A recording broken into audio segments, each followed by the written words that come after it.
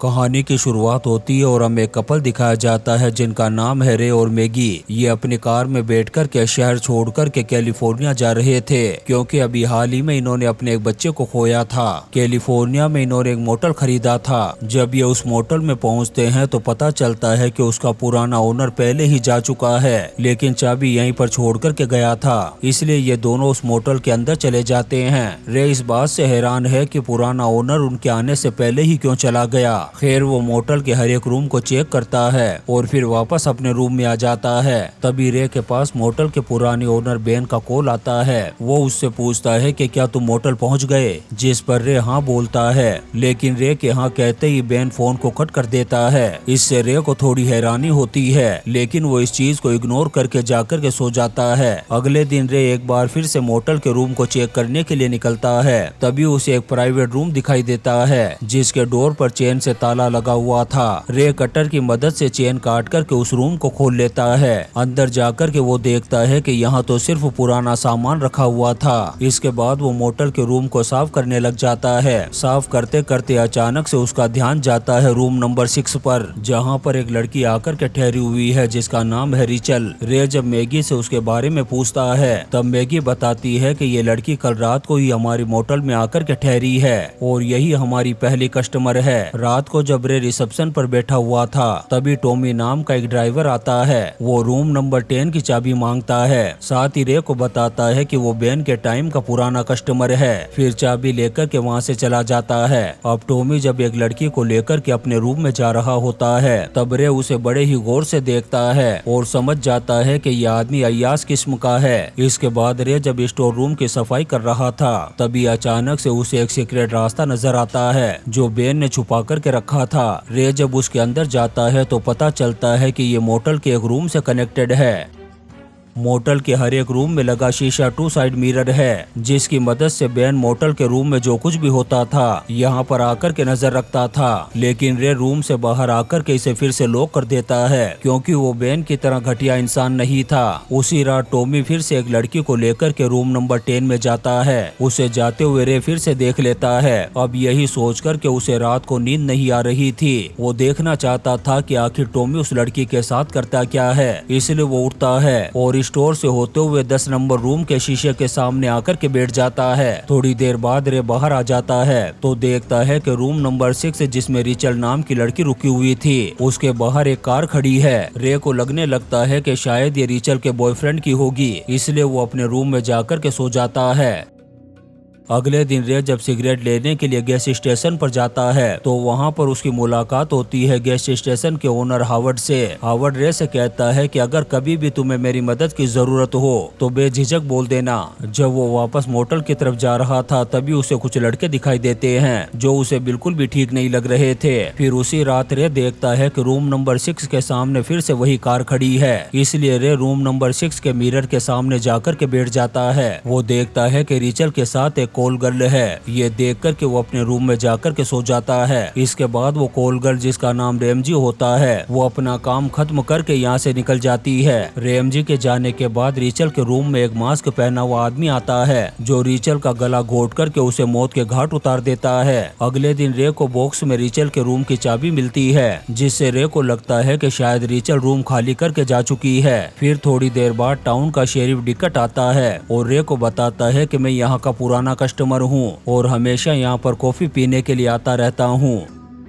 डिकट coffee पीने के बाद जब जाने लगता है तो रे से बेन के बारे में पूछता है। तब रे कहता है कि मुझे उसके बारे में कोई भी खबर नहीं है। ये सुनकर के डिकट यहाँ से चला जाता है। रात में रे और मैगी एक बार में जाते हैं और जब वापस आते हैं तो एक सुअर को देखते हैं जिसे किसी ने मार कर के पुल में फेंक दिया था। इस वजह से मैगी बुरी तरह से घबरा जाती है। रे उसे रूम में भेज देता है। रे जब उस सुअर की बॉडी को बाहर निकालता है तो उसे उसमें एक लड़की की फोटो मिलती है जिसका नाम क्रॉप्सी होता है। वो उस सुअर को जंगल में ले जाकर के जला देता है और सोचता है कि शायद ये किसी ने मेरे साथ मजाक किया होगा। इसके बाद वो वापस आकर के बैठ जाता है रिसेप्शन पर। तभी टॉमी आता है और रे को टेंशन में देख कर के उसकी टेंशन की वजह पूछता है तो रे उसे सब कुछ बता देता है। तब टॉमी बताता है कि कुछ दिन पहले क्रॉप्सी नाम की एक लड़की की लाश इस पुल में मिली थी। शायद ये बात बेन ने तुम्हें नहीं बताई, क्योंकि अगर वो तुम्हें बता देता तो तुम इस मोटल को कभी नहीं खरीदते।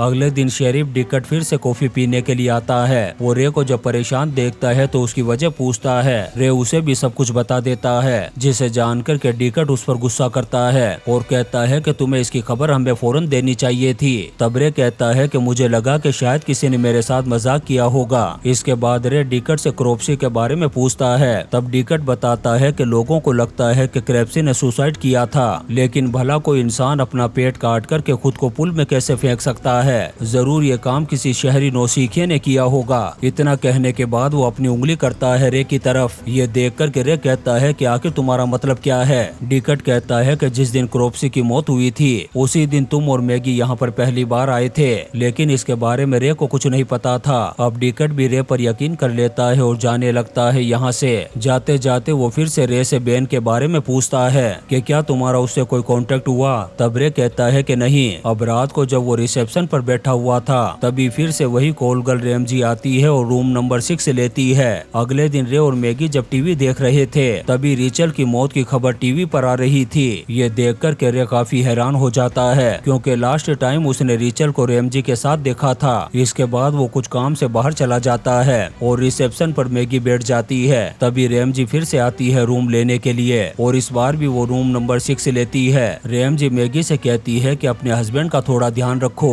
ये सुनकर के मैगी के दिल में रे के लिए थोड़ा डाउट पैदा हो जाता है। रात को जब रे वापस आता है तब वो देखता है कि रेमजी एक लड़की के साथ रूम नंबर 6 में जा रही है। इसलिए रे रूम नंबर 6 के अंदर की एक्टिविटी जानने के लिए उस सीक्रेट रूम में जाकर के रूम नंबर 6 के मिरर के सामने बैठ जाता है। अंदर वो देखता है कि रेमजी उस लड़की को अलग तरीके से ट्रीट कर रही थी। ये सब देखकर के जब वो बाहर आता है तो एक लड़के को देखता है जो उसके ऑफिस पर लाल रंग का कलर फेंक करके भाग रहा था। तब रे गैस स्टेशन पर जाता है इस बारे में पूछने के लिए, लेकिन वहाँ पर एक आदमी रे को साफ साफ मना कर देता है। जब वो वापस आता है तो रेमजी को देखता है जो अपनी कार में बैठ कर के वापस जा रही थी, इसलिए वो अपनी कार में बैठ कर के पीछा करना शुरू कर देता है। अब मैगी भी ये सब कुछ देख लेती है। अब रे रेमजी का पीछा करते हुए एक बार में पहुंच जाता है जहां वो उससे पूछता है कि आखिर रिचल का मर्डर कैसे हुआ था। तब रेमजी कहती है कि मुझे इस बारे में कुछ नहीं पता, लेकिन रे को उसकी बात पर बिल्कुल भी यकीन नहीं होता, इसलिए वो उससे बहस करने लगता है। ये देखकर के बाहर का एक आदमी आता है और रे को धमकाने लगता है। यहाँ तक के दोनों के बीच में हाथापाई हो जाती है। रे अपनी गन निकाल करके उस आदमी पर पॉइंट कर देता है। साथ ही रेमजी को धमकी देता है कि आज के बाद मेरे मोटल में कदम मत रखना।